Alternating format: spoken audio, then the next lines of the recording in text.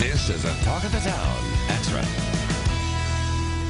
What's on the horizon for employers in 2016? Here to discuss the possible changes in employment laws is Jim Higgins with the Higgins Firm. It's nice to have you with us today. Thank you. So what big changes should we be looking for in 2016? Well, yeah, I was talking to our employment law division before I came over here, and there's a few that they anticipate. I don't think there's going to be a lot of legal changes or new laws through the legislature out of D.C. because it's an election year. There's so much gridlock in Washington anyway, so that's probably not going to happen. But there's been some rule changes by the Department of Labor, and the biggest one they see coming is changing what we call the salary minimum wage for overtime. So right now, if you work over 40 hours, but you're a management or administrator, you're in an exempt position, and you make about $24,000 a year, you don't get overtime no matter how many hours you work.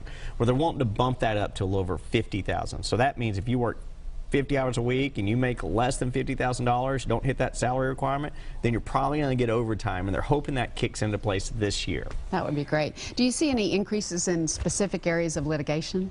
Yeah, you know, that's the other thing we're looking at. The past year, that is one thing, the same area as overtime cases.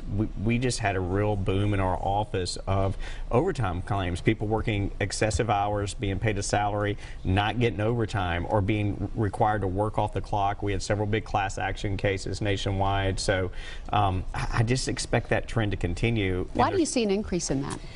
There's so much information on the internet. Yeah. I think it used to be people would just accept it as face value, but now they can see if they should be getting overtime by looking at their phone. Yeah. You know, doing a Google search. Well, if you need some help, you guys are available. Oh, absolutely, yes, what we do. All right, thank you so much for being with us today. If you'd like to find out more about the Higgins Firm, you can visit their website at higginsfirm.com or contact them at the number you see on the screen.